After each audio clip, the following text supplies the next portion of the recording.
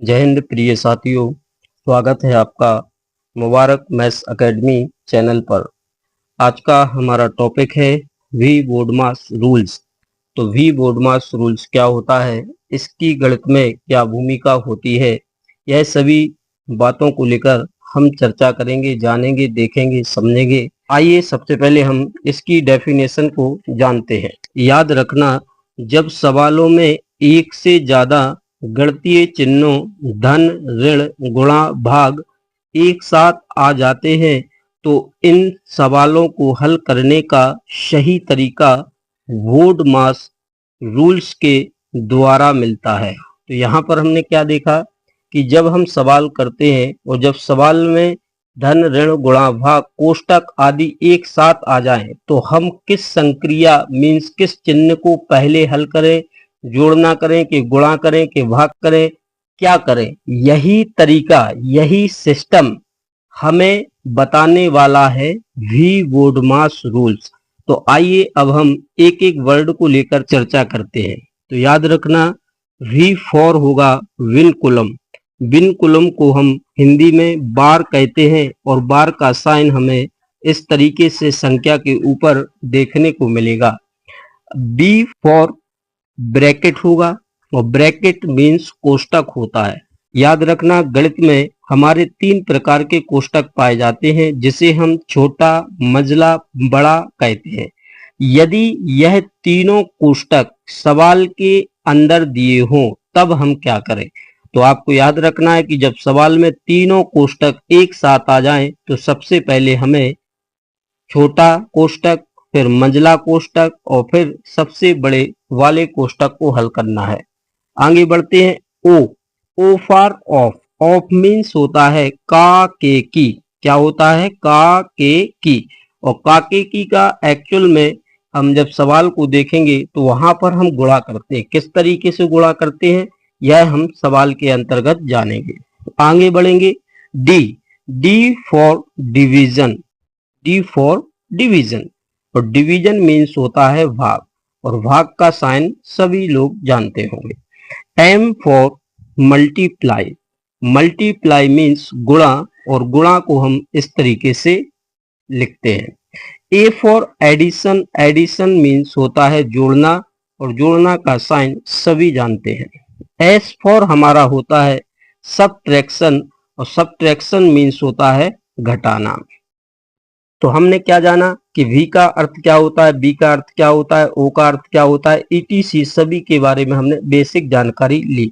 Sir, यह सब जानने के बाद आखिर करने क्या वाले हैं? तो याद रखना, जब यह सभी संक्रियाएं या यह सभी संकेत एक ही सवाल के अंदर आते हैं तब आपको पहले नंबर पर बिनकुलम मीन्स बार को हल करना है। दूसरे नंबर पर आप सभी को ब्रैकेट को हल करना है। तीसरे नंबर पर आपको ओ ऑफ को हल करना है। चौथे नंबर पर आपको डिवाइड या डिवीजन को हल करना है। 5वें नंबर पर आपको मल्टीप्लाई मीन्स गुणा करना है। 6वें नंबर पर आपको एडिशन करना है, और सबसे लास्ट में आपको सबट्रैक्शन करना है।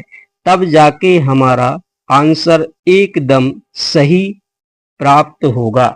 या फिर आपको ऐसा याद नहीं रखना है तो आपको इस तरीके से याद रखना है कि भी से लेकर जब हम एस पर आते हैं, भी से लेकर कहाँ आते हैं? एस पर। तो भी से नीचे की ओर आना है।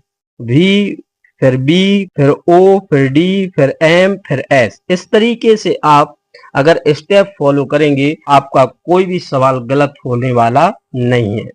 तो आइए, जो कुछ हमने जाना है, देखा है, समझा है, उसे हम उदाहरण के माध्यम से जानते हैं और आपको समझाने की कोशिश करते हैं। तो यहाँ पर जो हमारा सवाल दिया है 8 + 2 × 3 या गुणा 3, यहाँ पर 2 संक्रियाएं हैं, या एक आपका धन का साइन है, दूसरा आपका यहाँ पर गुणा का साइन देखने को मिल रहा है। तो यहाँ पर अगर हम बी बोडमास की बात करें तो सबसे पहले हमें बिनकुलम, बिनकुलम मीन्स बार, बार का साइन यहाँ पर नहीं है। फिर हम देखेंगे ब्रैकेट, ब्रैकेट भी यहाँ पर नहीं है। फिर ओ फॉर ऑफ, ऑफ भी यहाँ पर नहीं है। फिर डी फॉर डिवाइड, क्या डिवाइड का साइन यहाँ पर है, ये भी आपका नहीं है। फिर कहाँ आते हैं हम, M for multiply, multiply means गुणा। सर यहाँ पर गुणा का साइन है, तब हमें सबसे पहले गुणा करना होगा। तो हम कैसे हल करेंगे, 8 को हम ज्यों का त्यों लिख लेंगे और प्लस का साइन यहाँ पर ज्यों का त्यों लगाएंगे और 3 दूनी हमारा क्या हो जाएगा, 6 हो जाएगा। 3 दूनी हमारा 6 हो गया। तो इस तरीके से हमें क्या मिला, 8 + 6। अब मल्टीप्लाई के बाद क्या आता है, एडिशन। तो एडिशन मीन्स जोड़ना होता है, तो इसे हम जोड़ देंगे। तो 8 और 6 कितना होता है बच्चों, तो 8 और 6 हमारा कितना होता है, 14। तो यह हमारा क्या हो जाएगा, आंसर हो जाएगा। अब देखिए यहाँ पर मैंने दूसरा उदाहरण आपको समझने के लिए लिया है। अब यहाँ पर हमें देखें, यहाँ पर भी हमें दो संक्रियाएं नजर आ रही, एक ऋण आ रहा और दूसरा क्या दिखाई दे रहा है, भाग का साइन नजर आ रहा है। अब इसमें पहले हम घटाएं कि पहले भाग करें, तो आपको वी बोर्ड मास्क के पास जाना है। तो यहाँ पर हम देखेंगे पहले भाग आएगा कि घटाना आएगा। तो एस फॉर क्या होता है, सब्ट्रैक्शन, सब्ट्रैक्शन मीन्स घटाना। तो घटाना तो हमारा सबसे बाद में आता है, तो उसके पहले क्या आएगा, यहाँ पर हम देखें V for vinculum, B for bracket, O for of, D for divide. Divide means क्या होगा, भाग। तो सबसे पहले हम क्या करेंगे, भाग करेंगे। तो यहाँ पर हम लिखेंगे ये हमारा 20 ज्यों का त्यों और माइनस का माइनस, और 2 का भाग हम 4 में देंगे तो कितनी बार चला जाएगा, जल्दी बताइए। तो 2 एकम 2 और 2 दूनी 4, सर 2 बार चला गया। अब यहाँ पर क्या मिला हमको कि 20 - 2। अब यहाँ पर कोई भी संक्रिया नहीं है, केवल और केवल हमें माइनस वाली संक्रिया दिख रही है। तब हम 20 में से 2 को क्या कर देंगे, घटा देंगे। तो 20 में से 2 जाएगा हमारा, तो क्या बचेगा, 18 प्राप्त हो जाएगा। तो यही हमारे क्वेश्चन का आंसर हो जाएगा। इसी क्रम में हम तीसरा उदाहरण लेकर भी चर्चा करते हैं। तो तीसरा उदाहरण क्या है कि इसमें हमें संक्रियाओं को देखना है। तो एक भाग की संक्रिया दी है, एक गुणा की संक्रिया दी है और पुनः भाग की संक्रिया दी है। लेकिन इसमें जो सबसे महत्वपूर्ण बात है कि इसमें हमें बार विनकुलम मीन्स बार का साइन भी नजर आ रहा है। तो सर अब हम क्या करेंगे, तो आइए अब हम फिर से बोर्ड मास के पास पहुंचते हैं। तो सबसे पहले नंबर पर क्या लिखा है, विनकुलम, और विनकुलम का अर्थ क्या होता है, बार। तो सबसे पहले क्या को हल करना होगा, सर बार को हल करना होगा बोर्ड मास के नियम के अनुसार। तो आइए हम वैसा ही हल करते हैं। तो 30 है ज्यों का त्यों, और ये हमारा रहा भाग का चिन्ह, और ये 5 ज्यों का त्यों, और फिर गुणा का साइन है तो गुणा का लगा लेंगे। अब सबसे पहले हम बार को हल करेंगे। तो यहाँ देखें 2/2, तो 2 का भाग 2 में देंगे तो कितने बार जाएगा, आप सभी जल्दी बताएंगे। 2 एकम 2, एक बार चला गया। अब बार को हल कर लिया। अब सर यहाँ पर 2 साइन दिख रहे, भाग का और गुणा का। तो पहले क्या करेंगे, तो यहाँ पर देखें डी फॉर डिवाइड और एम फॉर मल्टीप्लाई।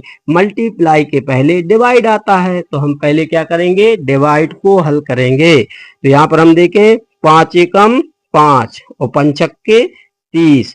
तो 5 की टेबल कितनी बार पढ़े कि हमारा 30 कट जाए, तो हम सर 5 की टेबल 6 बार पढ़ेंगे। तो 6 पंचे 30 या 5 छक्के 30, और मल्टीप्लाई क्या बचा हमारा 1। अब 1 का गुणा हम 6 में करेंगे, तो 6 एकम कितना हो जाएगा, सर 6 हो जाएगा।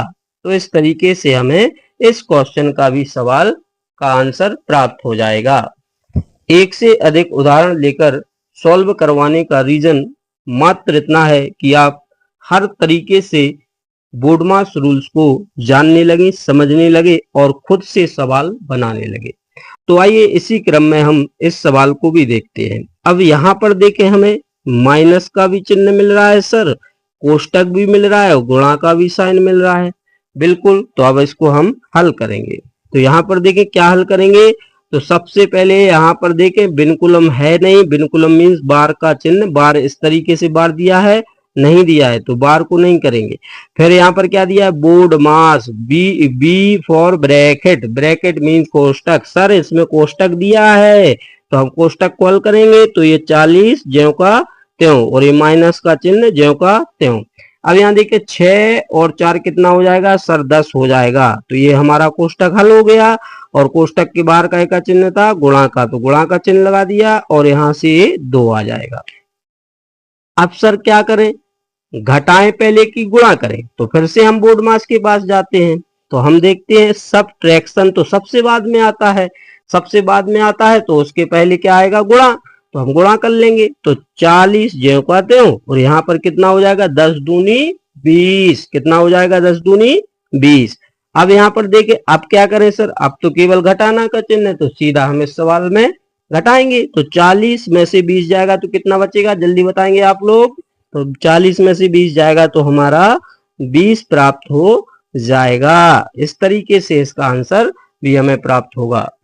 अब देखिए, मैंने और आपको गहराई से समझाने के लिए और उदाहरण भी लिए हैं। अब यहाँ पर देखें, तो यहाँ पर हमें धन वाली संक्रिया, भाग वाली संक्रिया और गुणा के साथ बार वाली संक्रिया भी नजर आ रही है। तो सर अब क्या करें हम, तो कुछ नहीं करना है, हमें बोर्ड मास रूल्स को ही फॉलो करना होगा।